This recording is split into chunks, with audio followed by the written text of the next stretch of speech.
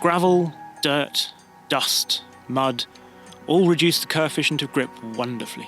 Driving a car on the loose means you slide, shimmy and float across the surface of the earth, constantly unstable and adjustable. For me, it is simply the best feeling on four wheels, which is why we've come to the famous Walters Arena in sunny Wales with 5 cars from across the suitable spectrum for Evo's first ever gravel group test.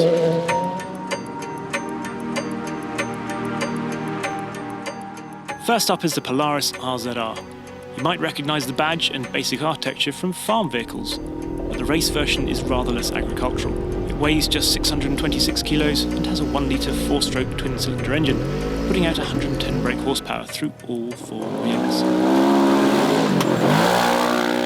You head off and it sounds like a big bike at idle and then almost more like a chainsaw as it's going through the forest. It looks like a sort of a tall, rolly beast, but actually it's pretty well supported. Great car to learn in, actually. It's probably the perfect car to start in because it's fast, but it's manageable. It moves around quite a bit on the brakes or off the throttle, so you can get it moving on the way into the corner, which is obviously what you have to do on gravel. And for all its long suspension travel, it actually is really well supported in the corners, so it feels really controllable. And it's the cheapest car here. It feels like the perfect way into experiencing all this as well, with only 2 pedals as well. It's nice and easy to get on with. Next, we went to the other end of the scale. Fresh from 6th position on Rally Finland, this is a full-on 300 brake horsepower WRC Fiesta by M Sport.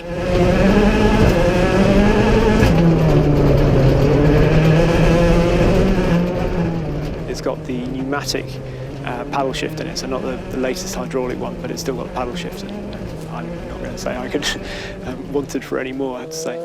It's a phenomenal thing to drive a WRC car and to drive on a proper stage like this through the fast stuff. It feels sort of remote because the ride is so good and yet incredibly precise. The speed in the straight line is great, but probably not the biggest impression. It's the precision and what it can cope with that's the most amazing thing. You sit so low and the paddle shift makes it wonderfully easy. The fact that I got to do that many laps in a WRC car on effectively my own private rally stage today is it's just absolutely amazing. From one rally car to another. This Tuthill 911 is a Safari-spec 3-litre RSR, running very modern XTC suspension. Oh, and it just happens to have a certain Stig Blomqvist's name on the side. He would go on to win the East African Safari Rally in this very car later in the year. With the WRC car, I got to feel like I knew what I was doing in it pretty quickly, just because you're aware of what you have to do in terms of setting the car up into the corner, using the throttle a lot. Then actually it's just a case of sort of how big your balls are in terms of how fast you're going to go. Whereas with the 911, you get into that and we've got 3 pedals for a start. You have it in the other car, of course, but you left foot brake in the WRC car. You get into the 911 and really fast. You get a wonderful sense of torque from the flat 6. Pedals slightly offset to the right. Richard Tuthill was describing to me how you have to work it in sort of 3 phases through the corner. So you've got to be aggressive on the way in, on the brakes, getting it set up. Then you have a sort of passive phase in the middle where you're balancing it, hopefully slightly sideways or sort of more neutral. And then aggressive again as soon as you see the exit, because you've got all that traction from the rear engine layout, so you can really get on the throttle. And being in Safari-spec as well, it would, if this was sort of stage they set it up for, it would be much lower, but actually there was some rough stuff in the woods and it means it copes with the bumps brilliantly, and it's a little bit floaty but just a lot of fun, and it's certainly not an understeer. Once you've got used to it, you really can oversteer it, and it's controllable as well. So yeah, just a beautiful thing, but I think I could have spent all day here and I'd have still been getting to know how to drive it. The Nomad was what really kicked off the whole idea for this test. The brilliant-looking little Ariel has reignited everyone's imagination and enthusiasm for driving on something other than thin ribbons of tarmac. It feels tiny, but with 235 brake horsepower in just 750 kilos, it certainly packs a punch. I thought because it's a road car, it could be totally outclassed by everything here, but actually it keeps you very well connected.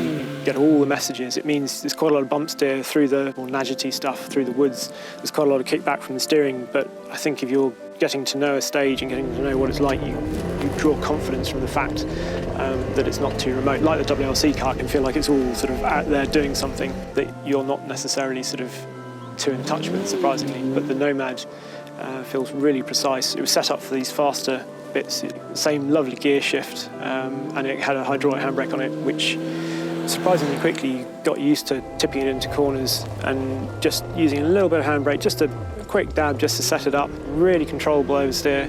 I was very pleased to come into a test with the company that was here, and far from being outshone, actually be one of the real highlights of the day. It was hugely impressive.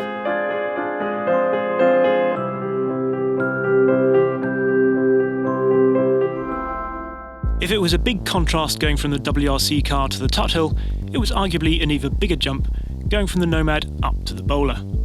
This might look like a relatively normal Defender 110 pickup, but underneath the bonnet, Bowler has gone pleasingly mad and fitted a 400 brake horsepower, 3-litre supercharged V6. The first time it took off down the stage, I think everybody in our makeshift service park looked up, because the noise of it and the speed that it took off down the stage is terrifying to drive in some respects, but brilliant. It's the hardest car here to drive. It's like a knife edge balancing act, but with lots of lock.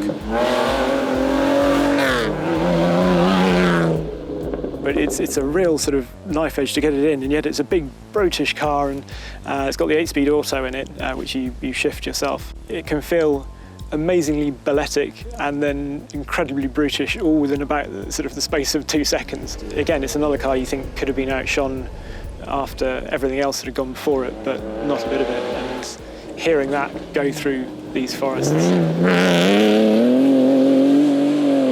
yeah, I don't think days get any better than that, really.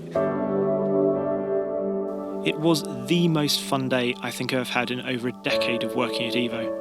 And the brilliant thing is that each of the cars, from £20,000 Polaris to £500,000 worth of Fiesta WRC, all put a huge grin on my muddy face. If you haven't tried driving on gravel before, then find a way. You won't regret it.